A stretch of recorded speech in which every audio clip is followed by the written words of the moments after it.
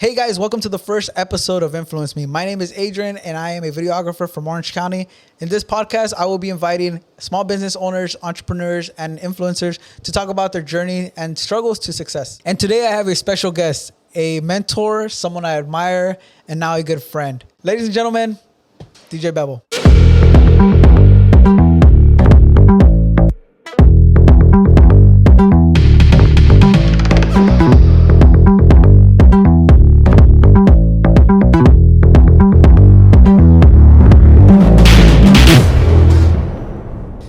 What up, guys? How you guys doing? First of all, thank you, Adrian, for having me on your show. It's been a long journey. We've gone through so many crazy things throughout the past. So shout out to all of you guys. Glad I'm the first one, episode 001. No, yeah, I really wanted you to be the first one just because, again, we've known each other for a while, and I feel that when I started, I was like super new. Obviously, I was a DJ first, and that's how we met. Like, do you remember the first time we met? Yeah, I remember we met. You were your DJ name was DJ Choco. Yeah, DJ Choco. That was your name. You had some white turntables. You were using Tractor, right? Tractor. I was using Tractor. Even painted your white turntables with painted. paint. DIY my fucking turntables. But yeah, Adrian actually, hit me up to show him how to scratch. Yeah. If you're in the DJ world, turntablism, scratching was something cool back then. Yeah. It's still cool. It's still something we love to do as DJs. But yeah, I remember I will go to your house. You will pay me like $25 an hour to teach you. But yeah, I honestly thought I wasn't going to get it. I remember I was telling you, like, dude, I don't think I'm going to be able to get this shit down. Like, this shit seems impossible, And how old were we at that time? We're like, was this in 2010? Yeah, I was young. I was like 4. Yeah, I was like 18, 19. 18, so like 2008. Yeah. Yeah, so that was back right after high school. We were doing a lot of backyard parties. We're doing 18 and over clubs, 21 and over clubs. We're 18, but we're doing 21. At that point, clubs. You're still not into weddings, right? You're still not like... No, not really. I think I probably did a wedding or quinceañera at that time, but it wasn't something I wanted to do because I wasn't pursuing weddings, or I wasn't really thinking I was going to be a wedding DJ. I was thinking I was going to be like the best club DJ out there, be a Vegas DJ and be that guy, prime time DJ. But like now, like you're talking about DJing, like how like let's go back to like the beginning, like how you got started. How did you get started with the whole DJ thing, or what? Any of your family members, were they DJs or into the music or? So how I got into DJing was I was 13 years old. It was my 13th birthday party, and my brother actually gave me a pair of turntables, the mixer, a few records. I didn't know how to DJ, how to scratch. I didn't even know how to put the needle on the record. So that was my 13th birthday. We were testing it out at the house. My brother had a few friends that were DJs back then. Was it Fern? It wasn't Fern. It was, Roger and David. They were both DJs, and I would always see them go to events. And I remember I would carry crates to help them out as I was getting older, but they would never let me touch their turntables. Damn. So something I wanted to do, I was like, fuck man, I want to have my own DJ. I want to DJ. Eventually, 13, 14 years old, I started buying records at Virgin Records at the block in Orange. Oh, I still remember they had that store. Yeah, and then I would go to Norwalk Records to buy records. Like, dude, each record was freaking expensive. It was like $6.99 for one song. Yeah. Sometimes you had to buy double, so you had to spend like $12, $13. When I was 14, 15 years old, how was I getting that money? Yeah, it was expensive. So it was pretty expensive for me at that time. So were you like on entrepreneurship, or like did you have another hustle when you were 14, or like was it just like your mom was like giving you money? No. So my hustle at that age, luckily my mom bought me a computer in the year 2003. No, 2001, 2002. Yeah. Right when the internet started, we had dial-up internet, AOL, CompuServe. I would always get those 30-day CDs to get internet. Yeah. And my thing, every day after school, I would download music. So if you guys know about Napster, Kazaa, BearShare, LimeWire, all those freaking programs and apps back in the day, I would literally download music all day, every day. I would disconnect my mom's phone and I would just be downloading music all day. And that was one of the reasons why, even before I became a DJ, that was the reason I was like, you know what? I know about music. I know from the top of my head, I knew every artist, every new song that was out. I knew when it was, when the album dropped. So I was really good with name dropping music. So that was an advantage of me for me to become a DJ. Yeah. You already had that. So when I got my first turntables, I was doing turntables. I was burning CDs. I will sell CDs in high school and middle school. I will sell CDs for like $5, but you had a list about like 18 tracks. From there, I was just hustling CDs. And then fast forward like to high school, why'd you stay from 14 to high school? Like that, it just the parties. Because I know you guys had a DJ party crew. I think a puro pinche party. So that was still a little bit more. That was when we were like 16. 16. Yeah. So and then from there. But before that, me, Wally, shout out to DJ Wally, my cousin, we would always be together. I remember he got a DJ setup too. He got a better setup than me. Mine was super old. It was a belt drive, turntables. Wally got like a newer DJ setup. Still we weren't really the best DJs. We didn't really know what we were doing, but we already had turntables. I will bring the records. He will bring the turntables and the speakers, and I will be the guy. He would have music too, because he would always be into music. But I would always have like the latest CDs, burned CDs with like the newest music, So we will literally DJ together. Yeah. And I remember we DJed our first event. It was his sister's Halloween party. And I remember we were using turntables and 2 CD players with Wally's speakers from the house system. It was like an Onkyo sound system with a receiver and a fan, so it won't. That way, in case that shit overheated or what? Yeah. So that's what we were using back then, and it was a successful event. It was a successful Halloween party for everybody. I remember it was packed. Yeah.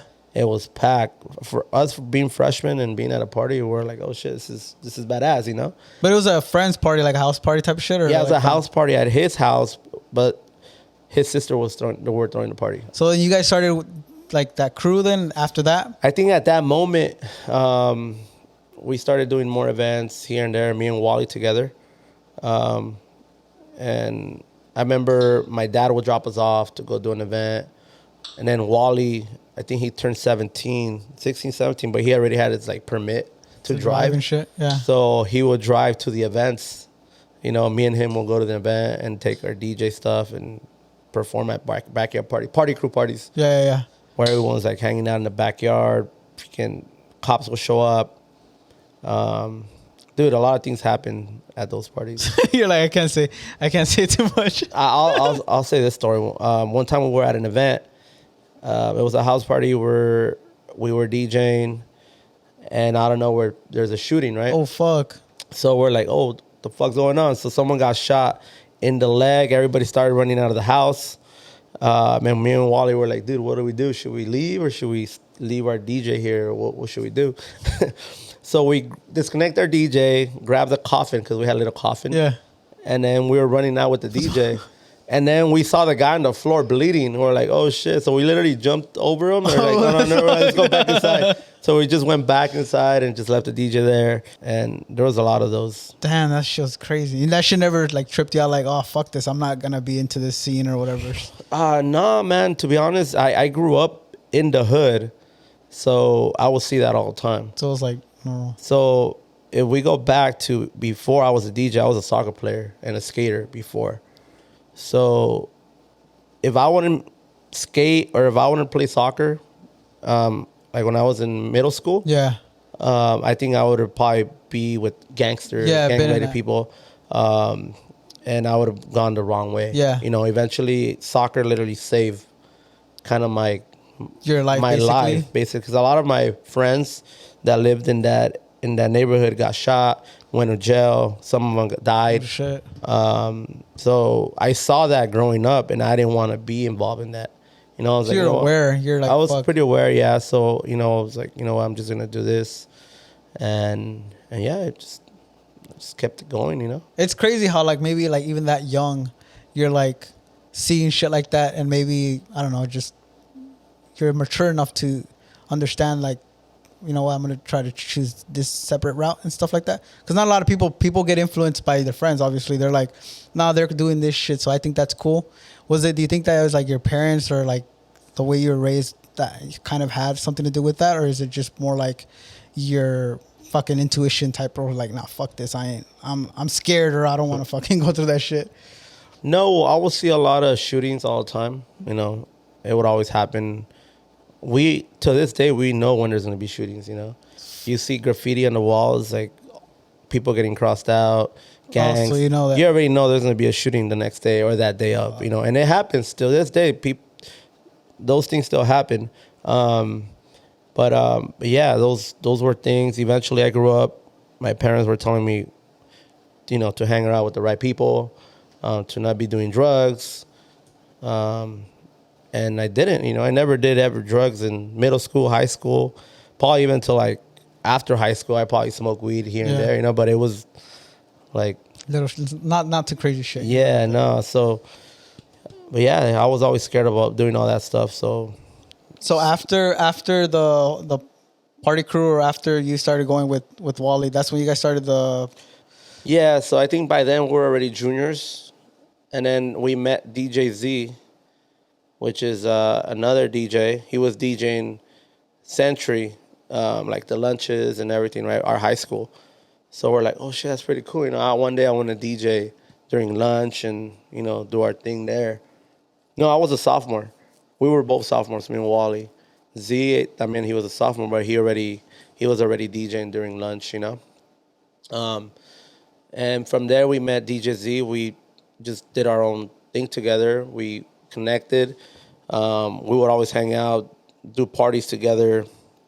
We would DJ, like we'll have 3 DJs in one night. Yeah, you know. I remember, yeah, because I seen a picture. You're like, we'll post a picture here, but there's a picture where you guys were like at a party and had shit. like 3 pairs of turntables. Yeah, I remember that. I was like, what the fuck? I mean, at the time, I was fucking starting to do like, not starting, but I was a DJ, and I seen that. I was like, oh fuck, these fools have a whole fucking crew over here. That was a funny night, man. And then shout out to Clever. Clever was another homie that grew up right there. Well, got moved from San Diego, I think, to Santa Ana. And he was always old. He was older than us, but he always wanted to plan events. And we're like, fuck it, let's do it. You know, he would do raves here and there at houses. This was before the rave industry came into like Orange County. This was because he used to do a lot of raves in TJ and San Diego area. So he wanted to bring it to down like Santa Ana and here in Orange County. So he was doing little raves and stuff like that, and we would be the DJs. Yeah.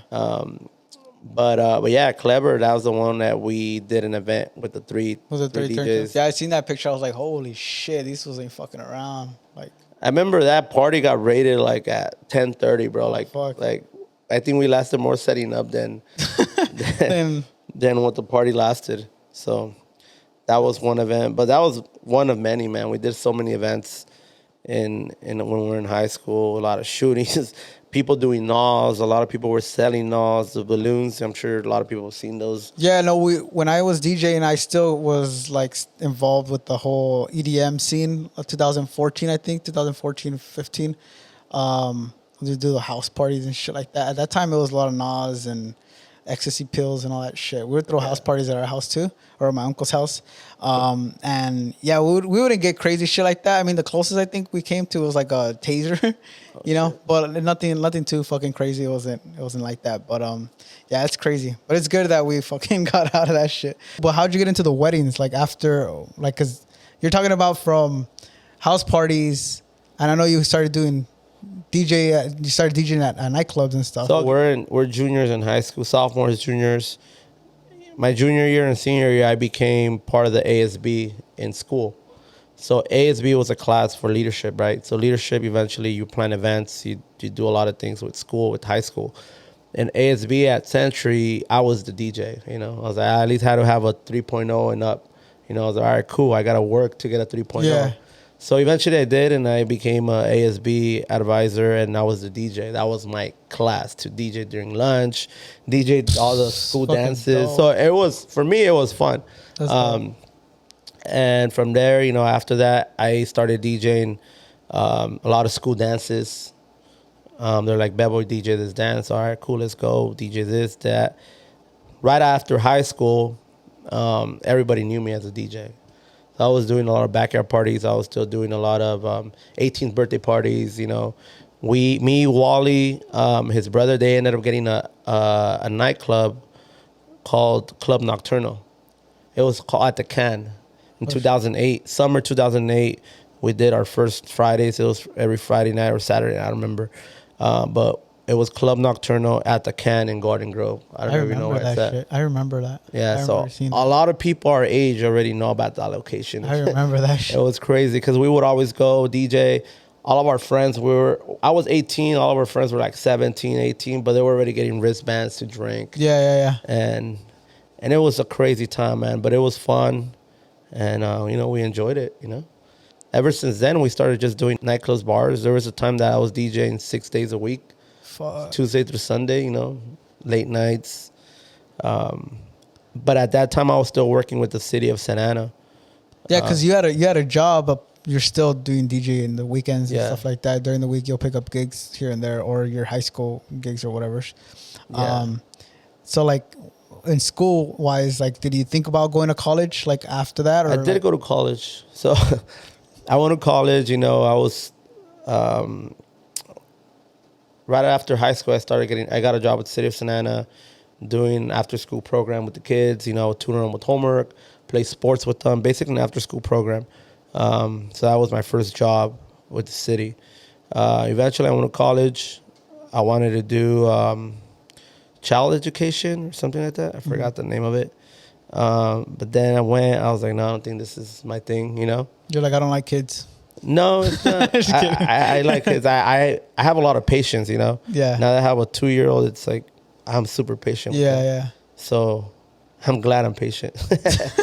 But yeah, that was one thing that I went to school for. I was in college, but eventually in college, when you're in college, you just want to party it up, You meet a lot of new friends. You want to go out and party. I was 18 doing the nightclub, so all I was doing was going to college, but at the same time, I was passing out flyers, inviting them to the club. So then you started getting into because you worked in 24-hour fitness, I remember. LA Fitness. And you would fucking be DJing on that in that fucking place too. Like I remember seeing that shit. So it's like everywhere like you go, I feel that it all comes down to like the DJ, I feel. So after college, I basically said, I'm going to take a break from college. I'll take a break. I'll come back later. So everyone says, right? So I took a break, long break, never went back. Because I was too caught up with the nightlife scene, you know what I mean? Like you're out drinking, partying, and having a good time. You don't want to go back to school. Yeah. Plus, you're still making money. Plus, working with the city, you get another check. Whatever. So I was like 19 years old at that time, 19, 20. At that time, I was doing weddings. I was gonna say I started doing weddings at that time while I was 19. I would do weddings in quinceañeras. But who's your first wedding? Like who was like that client that gave you that chance? Because I mean, a wedding is a big fucking deal. I mean, for me as a DJ, I'd never fucking touched the wedding because, well, actually I did. I'm lying, but it was small. It was a backyard wedding. And that shit was stressful as fuck for me because of the responsibility. I overthought it, but was yours just like a big wedding or was it like small? Yeah, so I was doing a lot of nightclub events, bars, and eventually a few people hit me up, hey, you want to do a baptism, you want to do a wedding, you want to do a quinceañera. So me as a DJ, as a wedding DJ, I didn't know we had to MC or do none of that stuff. But when I did it, my first wedding, I didn't even talk on the mic or anything, It wasn't something. I don't think I even had a mic on my DJ booth. Yeah. I just went and played, and I remember I had a DJ set up, my turntables, 2 Eon speakers, probably 2 little lights. And I remember I didn't even have a tablecloth on my table. It was just a white table with all the cables hanging out. It just looked super tacky now, Yeah. But, that's how you start. Transitioning into a mobile DJ wasn't something I wanted to do, but yeah, because you're focused on still the club DJ. DJ, yeah. And I was still doing the club DJ, but also doing weddings, you know, and I was doing both. Yeah. You know, I was 19 years old. Damn. But I was getting paid like $400 for a wedding, you know. Fuck. But $400 for a wedding was a lot of money for me back then, you know. Like $400 on Saturday, that's what they pay me the whole 2 weeks with the city. Yeah. Or the whole week, you know what I mean? So I'm like, you know, one day out of the week, Yeah. why not? So eventually I started getting weddings, started bumping up my price to like 800, 900, 1,000. I thought it was a lot of money. But you start upgrading your stuff too, or is it just? Yeah, I had turned 21, right? So I went all in, and I wanted to just do all the events I can, but I was also drinking and partying, and it wasn't really good for my health. Yeah. So I noticed that I needed to do something about it. So Was there a particular moment that you're like, fuck, dude, I'm fucking up? Or was it just like you started noticing like, I'm like, I have a picture. I was like, oh, damn, I'm chubby, you know? okay. You're like, shit, I need to. I was overweight at that Damn. time. I think I weighted more than what I weigh now. I was about like at 225. I remember I was 225 pounds. And I was at the beach with some of my friends, and, you know, we had a photo. So I was like, you know what, I need to lose weight. Yeah, you're like, oh, You know? fuck. Because all I would do is go DJ at a club, go eat at Denny's at 3, 4 in the morning, and then get home till like 6, wake up till like 3 p.m. at the afternoon, and then do it again, you know? And that was my lifestyle at that age. So I, you know, I was like, you know, I need to go hit the gym. I need to hit up the gym. So I would go to LA Fitness in Tustin. And I didn't want to pay for my membership. I was like, hey, how do I get a free membership? I was like, well, if you want to DJ, I was like, I'll DJ for free, you know? I'll DJ for free for the closeout days, and I'll get a free membership. You know, all right, cool. You could do that. So from there, I was DJing the gyms twice a month. I would work out. But then I would spend a lot of time with the GM, which is Johnny. Yeah. And I told him, bro, how do I get a job here? He's like, no, I'm not going to get you a job here. I was like, how much you get paid? You know, you're driving a Cadillac, you know. I was like, how much do you get paid? He didn't want to tell me how much he was getting paid. He was a general manager, right? So I was like, you know what? I need to get a job here. And he didn't want to tell me how he made his money or how much money he was making until I applied for the job. What I would do in LA Fitness, I would always invite all my friends. Hey, you know, I'm going to be DJing here at LA Fitness. Come and get a free workout. So a lot of my friends will come and work out for free. Towards the end of the day, they will walk out, be like, but hey, you want to join the gym? I wouldn't close them. I would just see my buddy Johnny, the GM, pitch them, the sales pitch on how to get them involved, you know. And from there, I learned a lot of sales techniques at LA Fitness, selling, cold calling, getting leads, doing, you know, prospecting out in the street. So I did that for 2 years. After 2 years, the first month, I was like the best salesman in the region. Yeah. The first month, they were gonna promote me to a weekend manager, but I didn't want to work weekends. You know, Like, I work weekends. I do weddings. You know, Yeah. I can't do weddings. I can't DJ. I can't work on the weekends. So my GM's like, you know what? As long as you close deals, you don't have to come in on the weekend. All right, cool. I will come in Friday mornings, put in like 4 deals, and then leave. fuck. And I don't have to come Saturday or Sunday. So I did that for for like 2 years, and I was still hustling. I was still grinding. I was still DJing my weddings, you know, baptisms, any private event, house parties. So I would do all that. And then in 2013, I was doing a lot of senior centers. Because with the city of Santa Ana, they refer me with the senior centers. Oh, you want a DJ? I was like, yeah, why not? And then senior centers were doing events at least once a month, twice a month. So I got some extra money there, like during the week. So I had to leave LA Fitness on a Friday morning to go DJ, right? So it started kind of interfering with. Yeah, so with my work, when my GM was like, well, what are you doing, bro? You got to be here at work. I was like, well, I can't be here for, you know, I'm going to get paid more money doing one event for like 3 hours that you're going to pay me in a whole week. So So you started seeing the difference, like, Yeah. in terms of money. And this was my transition So for any DJs, any mobile DJs club bar DJs that want to transition into a wedding industry or private event space industry, just make sure you will know when it's the right time to move and transition, because I know a lot of people are scared. A lot of people, have doubts. A lot of people don't know if they're gonna make it. They're scared. They're scared. They don't. They feel like they need to have a job to get that. So they won't be scared about losing anything. So, or some people are they have a really, really good job, but they really do want to pursue it. They're scared to lose that job, right? Like to that stable. I think it's all about security. Yeah. A lot of people don't want to leave. Some people have families. I totally understand now, because some people have families. They need to keep them on, on health benefits and all that. And for being a solo entrepreneur with the business, it's pretty expensive to get your family into health insurance. My transitioning was that when I was like, you know what, I'm making money here, working twice a month. And that's what they pay me at LA Fitness. You know what I mean? Like, I don't need to be here 8 hours a day. Yeah. 6 days a week, when I could just work these 2 events and I'm cool, And then I could still work on the weekends and have more time during the week to build my business. And that's when I realized, like, you know what, I'm going to go all in. I'm going to quit my job.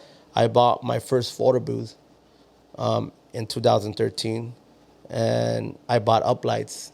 And I didn't buy just a regular, I bought wireless uplights, bro. So that was a game changer. Everybody was like, how are you not using cables for that? I was like, I don't. It's wireless. Yeah. I did pay a lot of money, but it was worth it. So like you saved up money from like the 24-hour fitness and like your DJ gigs. Like, were you that type of person that saved a lot of money and it's like, you know what, I'm just looking for somewhere to invest it in? Or did everything just happen for you? Like everything aligned for you where you're just like, fuck, I have this money, I'm going to invest in uplightings? Because what made you go for the uplightings? Like, I mean, I had the DJ stuff and you're right. Like those uplights compared to like you plugging them and shit, it's like, it's a fucking nightmare, Yeah. But what made you like? I remember I was saving up money. I would always save money to do private events, and I would save $400 here. I remember I had a envelope in my drawer. I was like, shit, I have $3,000. I was like, I would never have that much money. I would always spend it. I would live paycheck to paycheck, spend all my money at the bar, at the club. I remember I even had to get prepaid loans every month to pay my car, because I didn't have enough money to pay my car with my city job. I remember that. But then I started stacking up. I saved like $6,000, $7,000. I think I bought my first photo booth. I think it was like $3,000. Fuck. $3,500. And how old are you at this time? Like, 2013. I was 24, yeah. And eventually in 2014, I quit my job. I quit LA Fitness. I'm like, you know what? I quit. I remember I told Johnny, he told me, bro, don't even do your 2 weeks. Get out of here already. He didn't even want to work. Yeah. I was like, all right, cool. So I just quit, did my own thing. I bought my van in 2014. I wrapped it 2 days later. So you went all in. Like I went all in, and everything changed after that. Like my prices went up. I added a photo booth, uplighting, and DJ. I remember I was charging like $1,300. $1,300 from charging $400. Yeah, that's a lot of money. I was like, $1,300 times 4. That was at least more than $4,000 a month that I was making without having a job. It was just, weddings and shit. Weddings, events, and quinceañeras, and ever since then, like now we have a team, we have more equipment. Through the industry, you meet a lot of great people that will help you. That will help you as a mentor. That will help you answer any questions you have, because I'm sure they've done what you want to do. And then that's when I met you, and I met you before, but I remember you reached out to me when I was at Hollows. How did it happen? Well, I was a DJ, and my DJ career did not go how I wanted it to go. Yeah. So I was like, fuck this. I had dabbled into like a photo booth. I did the photo video. I did like all packaged in one, right? But I was like, I'm gonna do video. I'm gonna try this video stuff because I already edit. I was already doing like my little promo videos for myself. But I was like, you know what? I'm gonna reach out to you because I know you do fucking DJing. My goal was the clubs. Honestly, if I'm on, like, I wanted to do the clubs. I wanted to be a videographer for clubs and do crazy videos and maybe, you know, go out. But like, you were telling me like, oh, like, do promo videos for my weddings and shit like that. And I think that's when we kind of started talking about, like, I would basically go record for you and stuff. Yeah, that was crazy, man. It was a whole year of recording every week. I think, that was, for me, it was hard, bro, too, because it's like you're saying, like, you went all in with your DJ stuff. At that time, obviously you didn't have kids or you didn't have, you know, you're not married or anything. And I had a family, so I was like, fuck, like, I want to go all in, like, because I saw you doing your thing, and I'm like, I know that if I hang out with people or if I associate myself with people that are like grinding and making sure like that they're getting their shit going, like, maybe it's gonna work out for me too, you know, like, so that's the reason why I wanted to reach out too. Like, I wanted to make sure that maybe looking for a mentor, like, subconsciously, maybe, you know, in a way. But yeah, bro, I remember I started shooting your videos, and like, it was like, fuck. Yeah, man. At that time, it was a crazy transition with videography. We went from videographers to what do they call them now? The cinematographers, and from you recording, you know, like a 20-minute video, like, legit changed the whole world. Not changed the whole concept of having a 10-hour video that people sleep through. Because before it was like 4 hours of fucking video, like the church was like 2 hours and stuff like that. So it's like I was thinking of catering to like the tradition Mexicans, you know, where it's like, hey, fuck it, I'll do those weddings. But when I was doing your events, I started noticing that your clients were like in the younger, you know, age group. So I was like, fuck, we need to do like something a little bit more highlights. And I remember for your videos, we would do the 1 minutes. Yeah. And those 1 minutes, people liked them, bro. Like, they're like fucking liking that shit, hitting us up. And that helped my business like fucking take off too. So like, I wanted to, honestly, having you here, I really do appreciate like the help, bro, because I have a house now, you know, because of that. I remember you bought a house. Like all in. It's fucking, a lot of people maybe like, oh, it's just, they're just like friends or whatever. But I think it's a good friendship for me because I did not think someone that I didn't know that well was going to help me that much. You know what I'm saying? Yeah. Like, sometimes people are scared to reach out to people because they feel like they're going to say no, or they're going to be, but you never know, you know, like I was just like, hey, fuck it. Let me go do it for free. I'll fucking shoot. I'll do whatever. It's like, let's just fucking do something. And that shit, like, thankfully you fucking helped out, bro. And I appreciate that. Yeah, no problem. I appreciate you too. It was like, when I first saw your work, it was like, you know what? He has a lot of potential with videography. You made it seem like it was just easy for you. Like, here you go. And then you'll get a video done in less than, like, the wedding was over at 12 and he already had a video the next day. I was like, or that day of. I was like, damn, that was quick. Yeah. And then the quality of the video of all that was just like, damn. I remember even clients like your video more than what the videographer that they got. Yeah, and that's what kind of made me realize too, to get into the wedding thing, because again, I was going for the clubs and for the highlights.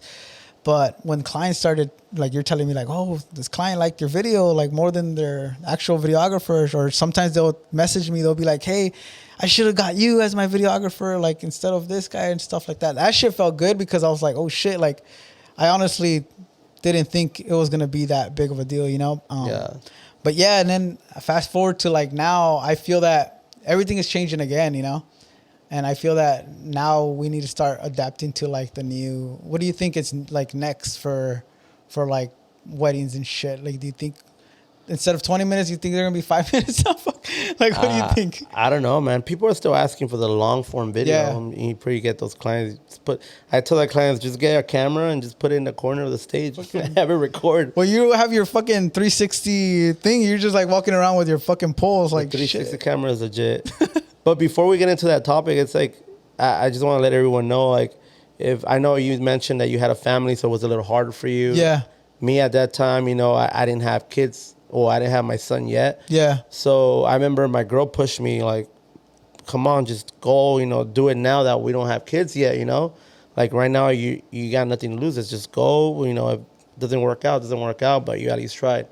And having a woman like that in your life definitely. that pushes you to do something that you like, dude, like, it's game over. You got to just, go all in and make it happen, because I know a lot of people have dreams of doing things. Yeah. But a lot of people bring them down. It could be family, it could be their wives, their girlfriend, and it just crushes your goals. You know what I mean? Yeah. And that sucks, because you have regret. Yeah. The You rest start of your regretting. life. So I say, like, if you have an idea, if you have something in mind that you want to do, is just execute on it. And if you have, and hang around with those people that are gonna push you, like you said, they're gonna push you to do better, push you to give you ideas, push you to help you grow. It's the best thing ever. It's like Jim Rome said, you are the average of the 5 people you spend the most time with. You know? It's true, So, yeah, so that was just one thing I wanted to say. Shout out to my wife. Yeah, now you have a little boy. Yeah, 2.5, Leo. 2.5. So, Leonardo. What motivates you, like, to keep on going? Because it's been a long time for you to, like, as a DJ. What keeps you going? Is it, like, obviously it's him, but is there a bigger picture that you're, like, seeing down the road, that's pulling you towards, like? Damn. Well, yeah, of course, my family does motivate me to become a better person, to become a better businessman, and to always keep innovating. But yeah, it's crazy, man. The pandemic kind of tripped us out for a little bit, and then I feel that everyone opened up a secondary business. I opened up a little studio here in my house and started doing photography, in-house photography. You decided to branch out to, like, the tequila business and doing other things. Like, you want to talk about? Yeah, before I landed Mandala with the tequila, during the pandemic. We had to transition into live streaming. Oh, yeah, I remember that. We were doing live streaming, so a lot of people weren't able to go out, party, have a good time, and be at the club. So we basically brought the club to their house. Every weekend, Friday nights, people will hang out at home, and it started me by myself DJing from the garage, and I was DJing, Wednesdays, Wine Wednesdays. I will promote the event online. I will get these people to just watch me DJ and give them shout outs, and it just got to the point where it became a thing, like people wanted to tune in on Friday nights. Was it called Quarantine Fridays, we named it. And then from there I got Wally to be part of it as a guest DJ. And then after that I was like, you know what, let's bring more DJs. And so every week we had a new DJ. And we will drink, tequila, we'll drink beer, we'll do a lot of stuff on the live stream. We'll do giveaways. We would, it was just fun. So eventually that's when we landed Mandala. Oscar, shout out to Oscar Sanchez. He I guess he was looking for someone, to sponsor someone that was actually in the scene of DJing music. And I guess he found me. He reached out to me. He asked me if I wanted to become a sponsor, if I wanted to sponsor Mandala. Oh, no, he said that he wanted to sponsor Mandala on the show. Yeah. So I was like, all right, cool. This is cool, Is it real or fake? I didn't know if it was true or not. Fuck. So I reached out. I messaged him back. I was like, yeah, we're down, So he eventually came into my office. He brought 4 bottles. Mandala has the Blanco, which is this one. He has the Reposado Añejo and the Extra Añejo, which is this popular bottle here. We're drinking in the show. Me, Wally, giving shots, drinking shots, raffling bottles online. And from there, like, I was just basically drinking Mandala, right? I wasn't part of it yet. Until Oscar asked me to do some marketing for their New American Funding, for their lending company because they do loans. Yeah. So I said yes, and got involved with them for like a month. After that, we kind of stopped. I don't know what happened, but we stopped. And then I asked them, how do I get involved with Mandala? Like, I want to sell tequila, Yeah. I think I could sell tequila. So I asked them, like, can I sell it? Like, I know I have a few friends or, restaurants, bars that might be interested in it. But at that time, I didn't really believe I was going to sell tequila because it was the pandemic. All the bars were closed. Like, no one was really buying tequila for the bars or nightclubs, But the pandemic was crazy. They consumed more alcohol during the pandemic drinking, than ever bro. before. They were fucking partying. So liquor stores were making a lot of money. So I was like, you know what? Okay. I'm going to say, eventually I'm going to try it out, see if people want to buy. Got into it. I started selling. I think the first day he told me, you're part of the Mandala team now. I went to a few liquor stores. They said yes. I was like, hey, I got my first order. I got my second order. I got my third order. They're like, wow, Luis, you're on fire. I was like, yeah, I told you. They didn't think I had sales experience whatsoever. But the LA Fitness thing. But LA Fitness, I think LA Fitness helped me a lot with my sales for my weddings, for my private event industry space. And until now, like now that we sell tequila, it's fun, It's a fun thing to do. I'm around it all the time, which is pretty dangerous, but But I mean, it's opening. I feel more doors. Like I feel the more you try to expand the people you hang around with, like you were saying before. It's just you get more, Yeah. So the tequila industry opened up a lot of doors too for me, for the event space. So I think it went well with my business because we do a lot of corporate events. So now everybody wants to bring Mandala or they want us to sponsor an event here and there, and it could work out for both, It could work out for the tequila company, but it could still work out for me. And yeah, ever since then, I'm a rep with them. I run a few accounts, and I'm happy with it. It's a great tequila. So if none of you guys have tried tequila Mandala, I think you guys definitely need to try it. Yeah, no, I remember the first time my family tried it. They loved it. They love that shit. Yeah, man, that shit's addicting. Like if you're a first timer on the Extra Añejo, I like the Blanco. It's one of my go-tos, when I want to drink tequila. But if you want to just chill, relax, sip on some tequila, the Extra Añejo is some good stuff. So like after the pandemic, you went to this business. You're dabbling into the boxing. So this all has to do with Oscar. Oscar is, one more time, shout out to Oscar. So Oscar, he is... We're going to have Oscar next episode, by the way. Next episode. So Oscar Sanchez, he is a part owner of Mandala. He's also a branch manager for New American Funding and also a boxing promoter for CWO. So I got involved with Oscar with the marketing, with the Mandala, but now we got involved with boxing. So that's another avenue where I'm at now. I sponsored the first fighter. My first fighter in, what month was it?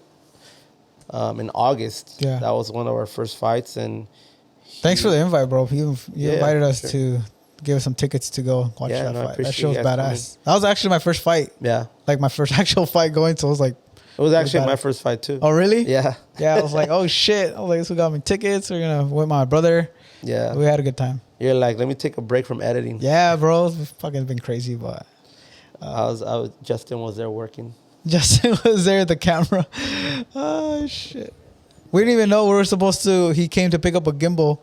Yeah. And he's like, oh, I'm gonna do an event. And I was like, after I think I realized, like, oh shit, I think we're gonna be in the same place, bro. Yeah, I seen him over there. It was dope. So that's what happened there. And then now, it's another avenue, another networking, thing for me. You know what I mean? Like, it's all about networking nowadays, especially if you're a business owner. That's one of the things that I would want people to like maybe know is that it's networking. I think at the end of the day, the more people you talk to, the more people you're cool with, the more people that you involve yourself with, like it's gonna benefit you, Yeah, the more opportunities that come in, the more doors that open up. And it seems simple, but it's that fucking not, I want to say easy, but it's just more. It's more likely that you're gonna fucking end up meeting someone that's gonna help you out, you know, and things that you want to do. Yeah. It doesn't even have to be like financial. It could be just motivation wise, or, you know, they open your eyes in terms of like seeing things different, you know, because obviously we grew up in a family where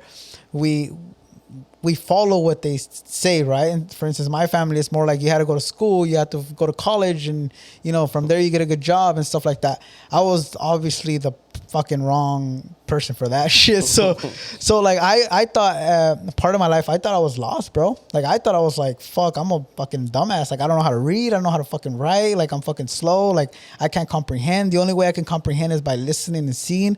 And like now that we know of entrepreneurship and we know about other people that have been going through the same shit, now it's like, oh fuck, that's not the only way, you know? You know, most of our parents, you know, they want us to go to school, you know, get a good job, you know, go to college, go to university, get in debt.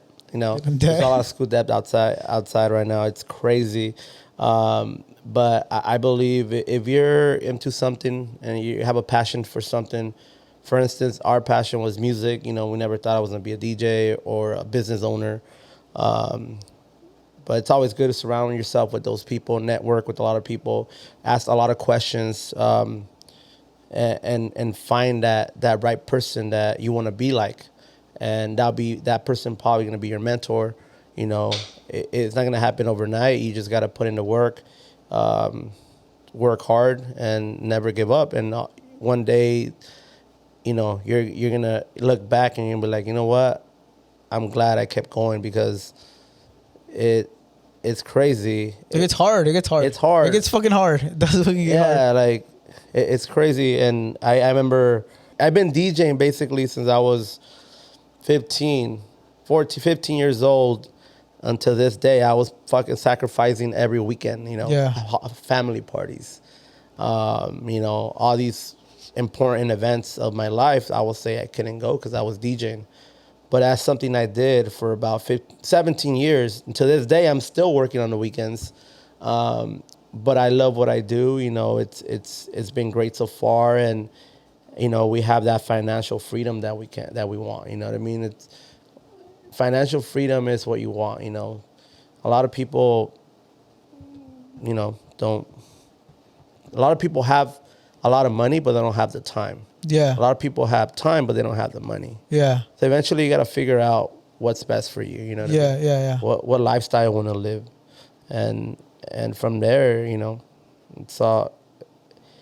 Yeah, it all comes down to perspective, like what you want to, or what you see yourself at the end, right? Like if you want financial freedom, like you're going to have to take some fucking risk for sure, I think, because it's not easy. I mean, it may sound easier. I think that the way that we're talking about it, it sounds like I mean, for me at least, there's like a lot of tough times where I was like, fuck, like I don't know if this is gonna work, because I have like my kids and I have my, you know, my fucking bills and all this shit.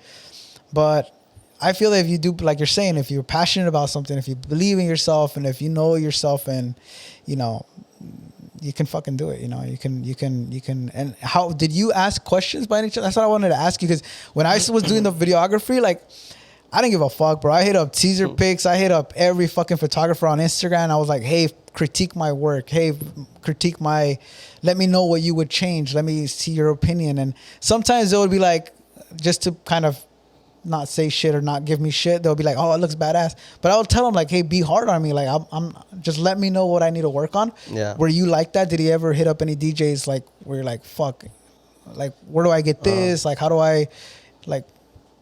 I probably did hit up a few people. I don't want to say any names, but some people wouldn't help out. Some people did. I know where to look up a few DJ companies, and some of them were right back. You know, they would help me out with stuff.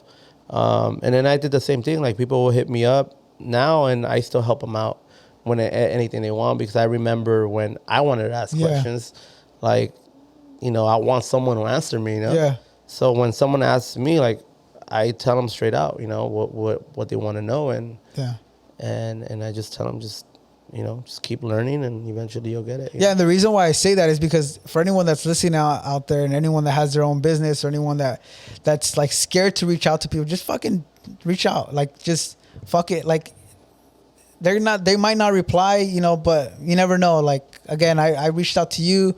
I reached out to a lot of people with the videography, photography aspect of it, and people replied. You know, like there's a lot of cool people out there. It's not just, you know, a bunch of assholes. I feel that there is a lot of good people with good intent to help out. You know, like you and me and stuff now. Like, Yeah. so, but now that we're fucking out of this fucking crazy thing, we're not out of it 100%, but kind of somewhat pandemic thing.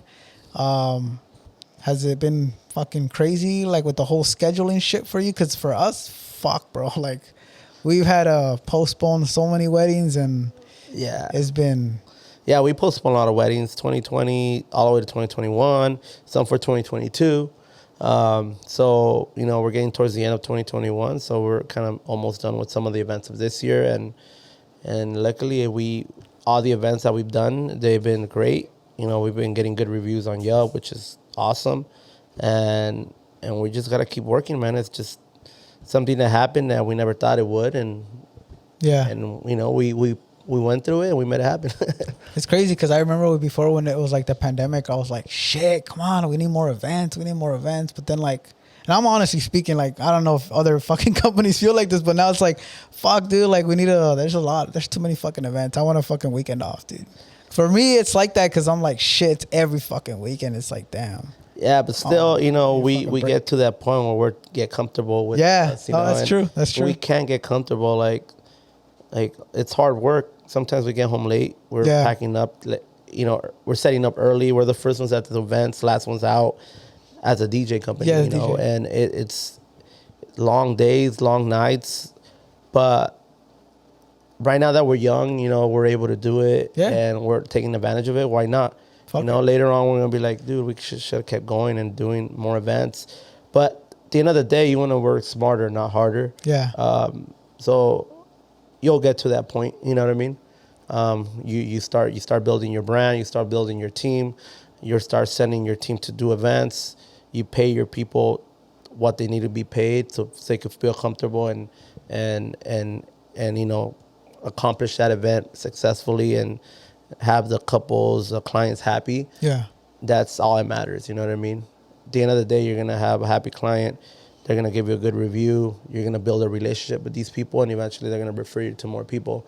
So as a business owner, it's always to build a great team, but also pay your people what they are asking for. You know what I mean? Because if you lowball your employees, they're not going to do the same job that you want them to do. Exactly. So as long as everybody wins, like, it's all that matters. Man, well, I appreciate you fucking coming, bro. Like, to be honest with you, I was like, I know you guys probably noticed it. I'm fucking nervous. Like, nervous like a motherfucker. Because for me, this is something different. I feel that I need to practice on my speaking skills. If we were to do this interview in Spanish or this podcast in Spanish, I would feel 100% more better? Fucking comfortable. I feel that I speak Spanish a little bit better than English. So I'm trying to... English, bro. I'm trying to improve my speaking skills and language fucking vocabulary shit, you know? But yeah, guys, if you guys need a DJ, if you guys need... sparklers, I'm gonna put some videos here of all the shit that you've done, because B-roll video, some B-roll video of like some of the services that he offers. Like, fuck, let them know what do you know, what you offer, what kind of services you provide, because I'm pretty sure a lot of people, you know, now that they're hearing your story, you know, they want to know what you provide. Yeah, I think this story would have been longer. It was like a short story. Yeah, this is fucking short. Segment. You need a fucking Netflix series, fool. A Netflix series. Bio. Yeah, so if you guys are ever interested in booking a DJ, MC, we have special effects. We have photo booths. We have one of the newest photo booths too that just came out. It's a 360 booth. Pretty cool booth that we've been offering, and it's been a hit so far. Yeah. But yeah, if you guys are ever interested in hiring us, give us a call at 714-656-6547. Link down below. Link down below. But yeah, let us know. Or if you guys need help with anything, any questions regarding building a business, you know, starting your corporation, or you know, what you need to do to start a mobile company. I think these are all videos that I think I need to make on freaking YouTube, you know. Yeah. But, you know, it's a lot of time consuming, but right now, you know, if you guys have any questions, reach out to me. I always normally reply to everybody. If I don't reply to you right away, you know, just be patient, but I'll reply. I hate seeing the extra DMs on there that I haven't replied. Like, it's just You try to get to them. Try to get to them as soon as I can, and then that's another thing. Like, if you're in the business and you get a DM, reply to it as soon as possible. People want fast. Even on your website, you know what I mean? That's what people want. You know what I mean? And when they see that you reply fast, that means that you're gonna either probably hire you on the spot, because that has happened to us, and that's how we want to be. Damn.